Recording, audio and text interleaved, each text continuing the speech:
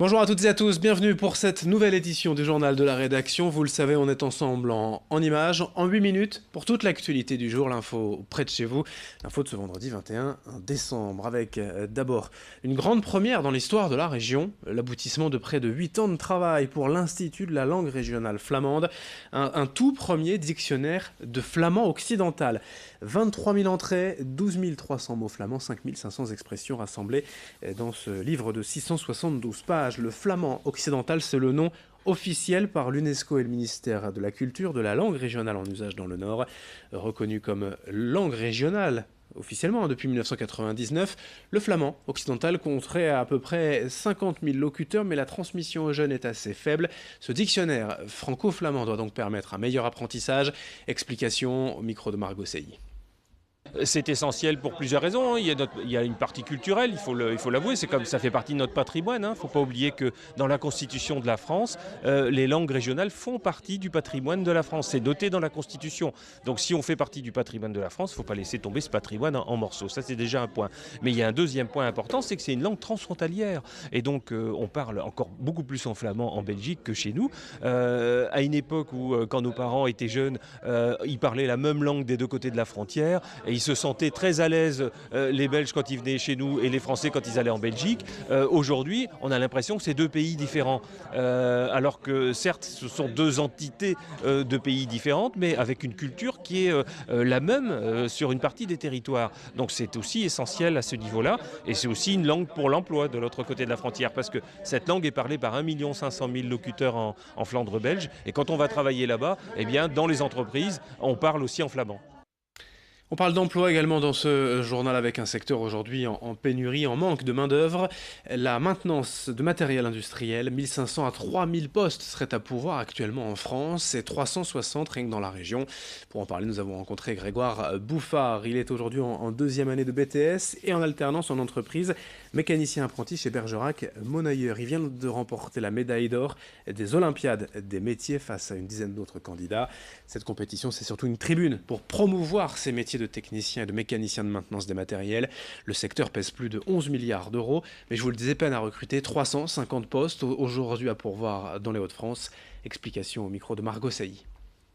Alors les Olympiades, on y travaille depuis quelques années puisque c'était avant en mécanique agricole uniquement et qu'on a œuvré pour que ça puisse devenir maintenance des matériels au sens large du terme, c'est-à-dire que les jeunes qui candidatent sur ce métier-là peuvent être indifféremment soit le spécialiste en mécanique agricole, soit spécialiste comme Grégoire en maintenance de matériel de construction et de manutention. Ça a changé en 2012, donc on en est déjà à la 4e finale nationale sur ce schéma-là.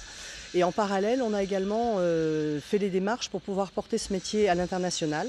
Et donc, on est en compétition internationale depuis maintenant. Ça va être la troisième compétition. On était en démonstration à Sao Paulo en 2015 et à Abu Dhabi pour la première fois en compétition officielle. Donc maintenant, à Abu Dhabi, il y avait 16 pays, donc ça commence à devenir... les places sont chères. On passe à toute autre chose et à quelques jours de Noël. Si vous souhaitez aussi, pourquoi pas, faire plaisir à votre animal de compagnie, à votre chien. Depuis un an, Audrey Dulieu, éducatrice canine et éleveuse, confectionne elle-même des biscuits pour chiens 100% bio naturels, sans additifs ni conservateurs. Son idée, c'est de contrer les friandises industrielles qui regorgent, selon elle, de produits néfastes pour les animaux à quatre pattes. Il y a bien sûr les graisses, notamment aussi le sucre. Audrey Dulieu a donc élaboré 2 recettes salées, l'une pomme cannelle, l'autre poulet et romarin. Pour Noël, elle a aussi imaginé des emballages de fête. Et sachez que 10% des bénéfices issus des ventes seront reversés à la LPA à Lille. Les produits sont disponibles notamment au café et WAF à Lille ou encore sur sa page Facebook Audrey Dulieu.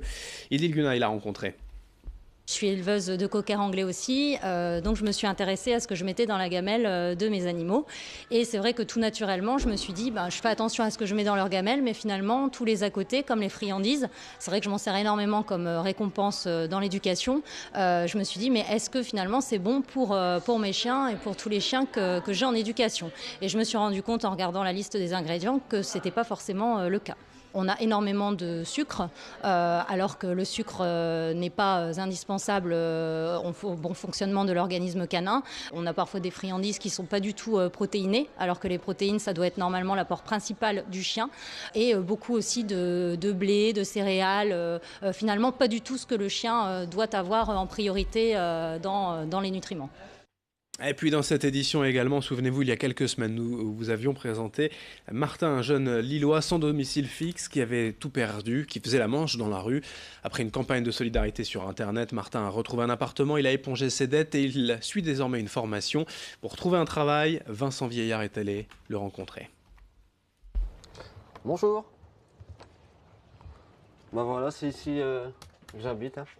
C'est chez lui, dans le bassin minier, que nous retrouvons Martin. Il a pu récupérer les clés de son appartement grâce à une cagnotte en ligne qui lui a permis de régler ses dettes avec son propriétaire après 2 mois passés à dormir dans la rue. Je l'ai contacté, je lui ai dit que j'avais l'argent pour la dette que j'avais à payer. Et donc voilà, bah on s'est donné rendez-vous Et du coup, il vous a rendu les clés. ouais, il m'a rendu les clés. Ouais. Depuis le début du mois de novembre, Martin dort donc de nouveau au chaud. Et le premier réflexe qu'il a eu en récupérant son appartement, c'est de prendre Une bonne douche chaude, ouais. C'est sûr que quand on est au froid comme ça, et puis qu'au soir on a envie d'être au chaud, d'avoir une bonne douche, enfin être propre, être bien. Mais bon, ça on l'a pas toujours quoi. Bah, je vais te faire quelques courses. Maintenant qu'il a retrouvé un toit, il peut se lancer dans plusieurs démarches administratives et notamment trouver du travail. Là, j'ai été à la mission locale de Lille, ils m'ont proposé la garantie jeune, j'ai accepté directement parce que c'est vrai, il y a une aide financière derrière de 300 € et quelques, donc ça va déjà m'aider à garder mon logement. J'ai 2 objectifs, c'est déjà faire du bénévolat. Je commence déjà dimanche là pour le secours populaire. Mes 2 autres souhaits, c'est de faire Uber Eats, les livraisons en vélo et reprendre la maintenance informatique comme je faisais avant. Chaque soir, Martin héberge aussi sa sœur et son copain et pour les sortir, eux aussi, de la rue, il a créé une cagnotte sur Internet. Elle a des objectifs en fait, que ça serait de récupérer ses enfants et aussi de pouvoir avoir un toit parce que bah voilà, vivre ici avec son copain, l'intimité elle est pas très bonne quoi.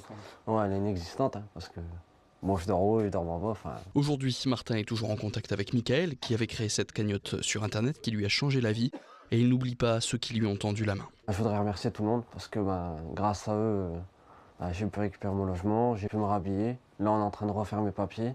Enfin, grâce à eux, j'ai beaucoup avancé, surtout à toutes ces personnes qui m'ont aidé quand j'étais à la rue. J'ai pu quand même survivre. Grâce à la solidarité, je pense qu'on arrivera loin. Enfin, si tout le monde s'y met, je pense qu'on arrivera loin.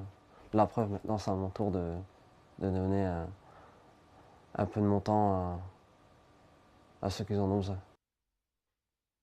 Fin de cette édition, merci à vous de l'avoir suivi. D'autres infos à suivre dans nos prochaines éditions.